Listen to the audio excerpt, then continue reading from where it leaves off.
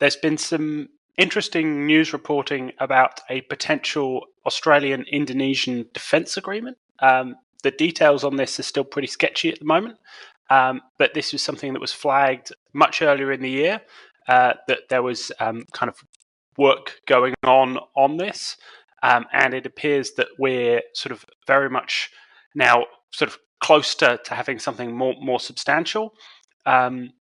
So I think this is quite interesting. Obviously, Indonesia is hugely important in terms of Australian defence, and it is sort of hugely important, but also sometimes sort of slightly overlooked in quite a lot of the wider discussions. So I think that it's interesting. It'll be interesting to see when the full text comes out, precisely what is involved. We were talking just before we went live, Jen, about the fact that you were kind of pushing back slightly on quite how novel some of this stuff is, and highlighting that Australia already does quite a lot of stuff with Indonesia. Yeah, look, I think it's great. So the defence agreement with Indonesia was actually signalled last year by Richard Marles, the Australian Deputy PM. So we've known this is coming for a long time. And it really is part of a long list of strategic agreements between the two countries. So we did have a fairly significant defence agreement that was agreed in the 90s. It was abandoned by Indonesia when Australia supported East Timor in the late 90s. But since then, we've kind of been building up the treaty agreement. So in 2006, we signed the Lombok Treaty, which is the agreement on the framework for security cooperation, of which maritime security is a key element of the Lombok Treaty. In 2012, we signed our defence cooperation arrangement. Now, I'm not sure. I'm not a diplomatic specialist. So I'm not sure the difference between arrangements and agreements. I guess there is a difference because we intend on changing it. But so we just changed it. We signed that arrangement in 2012. Again, consistent, highly high maritime element. In 2014, we signed a joint understanding, the implementation of the Lombok Treaty. Again, talks about maritime. In 2018, we became comprehensive strategic partners, as if we weren't already, based on the list of those agreements, but now we are. In 2020, we signed the Comprehensive Strategic Plan of Action, so how we're going to implement being comprehensive strategic partners. And then this year, we're going to upgrade the Defence Cooperation arrangement to an agreement. My point there is, we've been signing these agreements for a very long time. It's great, don't get me wrong, we should focus on Indonesia. When you look north, what do you see? You see Indonesia.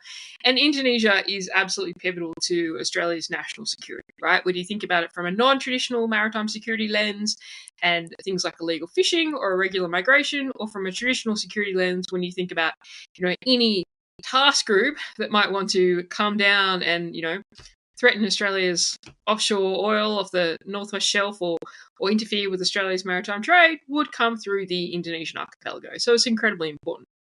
But my point is, we do already do a lot of things with Indonesia. We have a series of maritime exercises that we've been doing and patrols, so coordinated patrols for a long time.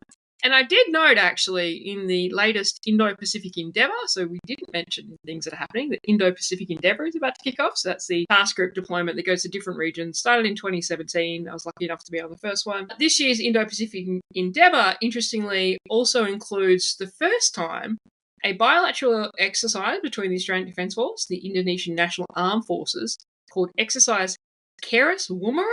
Interesting choice of names. A lot of politics behind exercise names, by the way, which is a joint bilateral amphibious activity that includes complex air, land, and maritime training. It's the first time we've done that with Indonesia.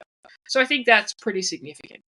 Anyway, that's a long counter through the history of recent treaties on defence issues and maritime issues between us and Indonesia. I think the defence arrangement that we're upgrading to, did I call it? I keep getting confused. It's a defence agreement. Agreement. The agreement is an upgrade from arrangement. Yep. I think it's great, but I don't think it's really any different to what we're already doing. We're clearly doing a lot. What's your take on it? Well, I would push back slightly against your list, because you've noticed all of the up points in that chart. Oh, yeah. But you've not pointed to any of the kind of the down points, well, apart from East Timor on 99.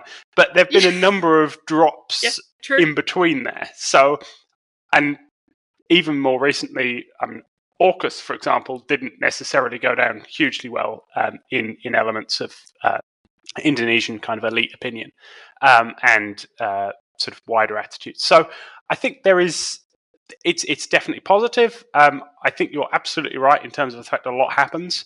I think actually, in certain regards, a lot more happens kind of slightly below the radar than people often actually acknowledge, and in some ways, that level's a little bit easier at times than the diplomatic and sort of high political elements that bring sometimes their own challenges, particularly in Indonesia.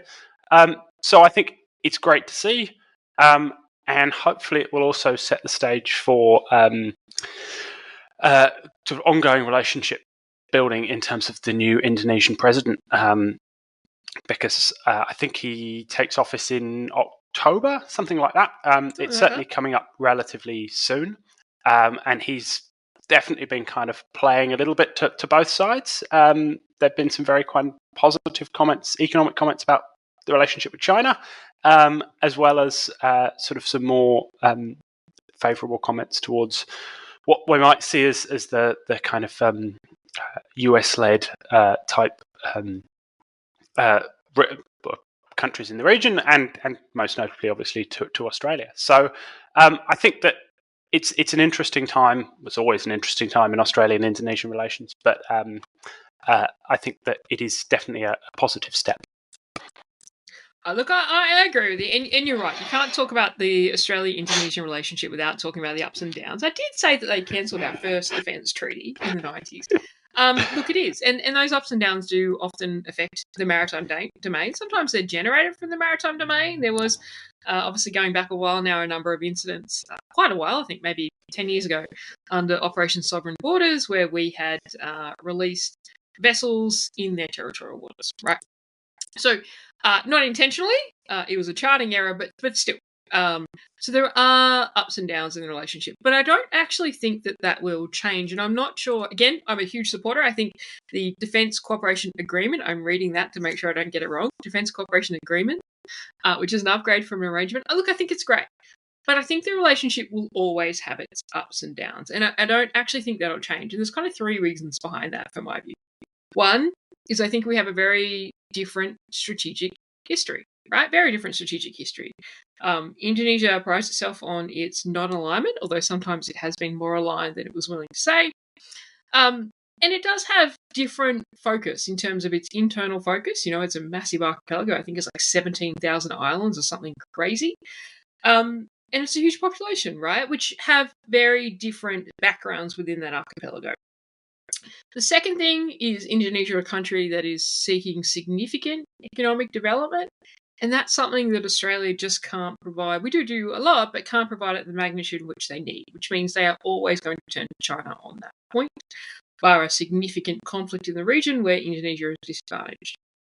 And I think the third point that we'll always kind of see the ups and downs is Indonesia is more important to Australia than Australia is to Indonesia, and I mean that's just a fact of geography. When we look north, we see Indonesia. When Indonesia looks north, it doesn't see Australia. So again, the relationship's important. They clearly see the relationship as important, but I'm not sure that the ups and downs that you rightly mentioned, that I did neglect, are going to change.